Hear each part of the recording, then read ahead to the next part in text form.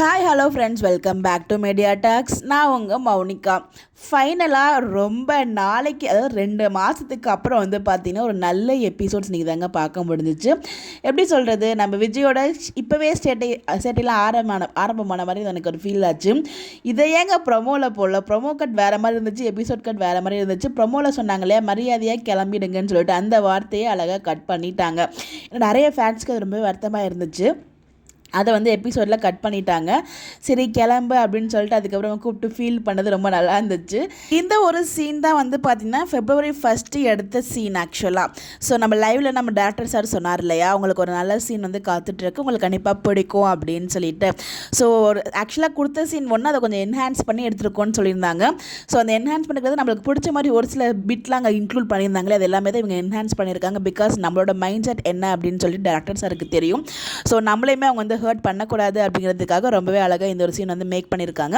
So Kaveri பார்த்தீங்கன்னா அவங்க அம்மாவும் வேணும், பட் இதில் விஜயும் வேணும். ஆனால் இதில் விஜய் வேணுங்கிற சொல்ல முடியாது அப்படிங்கிற ஒரு சுச்சுவேஷனில் இருக்காங்க அவங்க. ஏன்னா இவங்களால தான் அவங்க அம்மா ஹர்ட் ஆகியிருக்காங்க. அட்லீஸ்ட் அவர் சொல்கிறார்ல, எனக்கு ஒரு வார்த்தை என்னென்னா காவேரி கிட்ட அவர் நான் விளையாட்டுக்கு தான் போக சொன்னேன், சர்ப்ரைஸ் கொடுக்கறதுக்காக தான் அந்த மாதிரி பண்ணிட்டேன், ஒரு முட்டாள்தனமான வேலையை பண்ணிட்டேன் அப்படிங்கிறது. அந்த சர்ப்ரைஸுங்கிற ஒரு விஷயத்தை வச்சு பாவம் பிள்ளை விளையாடிட்டாரு. ஆனால் அவர் வாழ்க்கையை மொத்தம் அடிடுச்சு. இந்த இதில் பார்த்தீங்கன்னா அவங்க சொல்கிறாங்க, உங்கள் வீட்டில் இருக்கவங்க தான் புரிஞ்சிக்கல, பட் நீ என்ன புரிஞ்சிக்கலாம்ல அப்படின்னு. நீ என்ன புரிஞ்சிக்கலையா, நீ என்ன விட்டுட்டு போயிட்டா என்ன யார் பார்த்துப்பா. ஸோ அப்படின்னு சொல்லும் போது ஐயோ மனுஷன் ஆனால் ஆக்டிங்கில் பின்னிட்டாருங்க. எந்த சீன் கொடுத்தாலும் பின்றார். 2 பேருமே ஈக்குவலாக தான் ஆக்ட் பண்ணுறாங்க. ஸோ காவேரி கண்ணில் அந்த காதல் இருக்குது, ஆனால் அந்த கோவம் இருக்குது. ஸோ அந்த கோவம் எப்படி சொல்கிறது, அவங்களுக்கு விஜய் வேணும் ஆனால் வேண்டாம் அப்படி சொல்கிறது. அவங்க அம்மாவோட அக்செப்ட், அதான் நம்ம விஜய் சொன்னார் இல்லையா, காவேரியோட அம்மாவோட அக்செப்டோட கண்டிப்பாக நான் அவங்களை கூட்டிகிட்டு வருவேன் அப்படின்னு சொல்லிட்டு அந்த ஒரு இதுதான் காவேரியும் எதிர்பார்த்துட்டு இருக்காங்க. இப்போ அவங்க போயிட்டாங்கன்னா கண்டிப்பாக அவங்க அம்மா இன்னும் கஷ்டப்படுவாங்களே. அதுக்கெல்லாம் காரணம் சாரதாமா தான். சாரதாமா மனசு மாறினா மட்டும்தான் காவேரி ஹாப்பியாக விஜய் கூட இருக்க முடியும். ஸோ அதுக்கான முயற்சிகளை ரொம்ப சேட்டுத்தனமாக குறும்புத்தனமாக பார்த்தீங்கன்னா நம்ம விஜய் பண்ணுவார் இன் ஃபியூச்சரில். ஸோ பார்த்தீங்கன்னா அப்படி விட்டுட்டும் போக முடியாது இல்லையா, உண்மைகள்லாம் தெரிஞ்சிடுச்சு. இப்போ விட்டுட்டு போனாலும் அது நல்லா இருக்காது. ஸோ அதுக்காக தான் பார்த்தீங்கன்னா அவர் புரிஞ்சுக்கிற மாதிரி எல்லா சுச்சுவேஷனும் நம்ம விஜய் அதுக்கப்புறம் ஏற்படுத்துவார். ஸோ இன்றைக்கி எபிசோடில் கொஞ்சம் ஃபன்னியாகவும் இருந்துச்சு. அந்த விஷயம் சொல்லுவாங்க இல்லையா, அவள் பிரிஞ்சு போயிட்டாடா, இது என்ன அப்படி சொல்கிற, என்னடா ஒரு 3 நாள் உங்கள் ஒய்ஃப் அம்மா வீட்டு கோச்சிட்டு போயிட்டா, அது கேட்குற எப்படி ஃபீல் பண்ணுற, ஆமாம்ல அது இப்படி சொல்லல, ஆமாம்ல இப்படி நம்ம எடுத்துக்கலாம்ல அப்படிங்கிற நமக்குமே அப்போ தான் தோணுச்சு.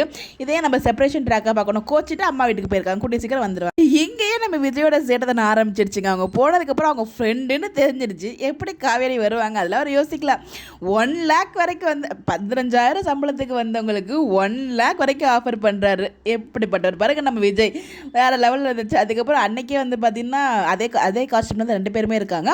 இன்னொரு ஃப்ரெண்டு ஆஃபீஸில் போயிட்டு சொல்லுவார்னு நினைக்கிறேன். அந்த ஆஃபீஸை பார்க்கும்போது விஜய் ஆஃபீஸ் தான். ஆக்சுவலாக 2 ஆஃபீஸ் லொக்கேஷனுமே விஜயோட ஆஃபீஸ் லொக்கேஷன் மாதிரி தான் இருக்குது. பட் வேறு ஆஃபீஸுங்கிற மாதிரி காமிக்கிறாங்கன்னு நினைக்கிறேன். அங்கேருந்துமே பார்த்தீங்கன்னா வேக்கன்சி இருக்குது வாங்கன்னு சொல்லி பதட்டமாக தான் பேசியிருப்பார். அதை வச்சு பேர் கேட்கும்போது எதுக்கு தடுமாறினான்னு தெரியல. அதுக்கு அப்படிங்கிறப்பவே காவிரி அங்கே யோசிக்க ஆரம்பிச்சிட்டாங்க. இதில் இதுக்குமே வரமாட்டாங்க தான் நினைக்கிறேன். பார்ப்போம். ஃபைனலாக பெயிண்டிங் வேலையுமே முடிஞ்சிடுச்சு. நாளைக்கு மேக்ஸிமம் அவங்களோட வீட்டு குடி போகிற மாதிரி காமிப்பாங்கன்னு நினைக்கிறேன். பார்ப்போம். எப்படியோ ரொம்ப நல்லா இருந்துச்சு. இன்றைக்கி எபிசோட் எனக்கு ரொம்ப பிடிச்சிருந்துச்சுங்க. யாருக்கும் ரொம்ப பிடிச்சிருந்து சொல்லி மறக்காமல் கமெண்ட்டில் ஷேர் பண்ணுங்கள்.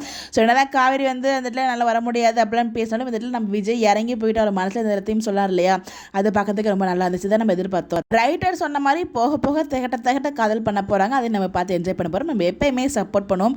இது வரைக்கும் நம்ம அழகாட்சியாக ரொம்ப கஷ்டப்பட்டு பார்த்துட்டு இருந்தோம். இதுக்கப்புறம் நம்ம என்ஜாய் பண்ணி பார்க்குற மாதிரி சீன் இருக்கும் அப்படிங்கிறதுக்கு இன்றைக்கி ஒரு 3 உதாரணமாக இருக்கும்னு நினைக்கிறேன். ஸோ எல்லாம் என்ஜாய் பண்ணி பார்த்தீங்க அப்படின்னு சொல்லி மறக்காமல் கமெண்ட்டில் ஷேர் பண்ணுங்கள். உங்களுக்கு எந்த சீன் ரொம்ப பிடிச்சதும் கமெண்ட்டில் சொல்லுங்கள். Bye bye.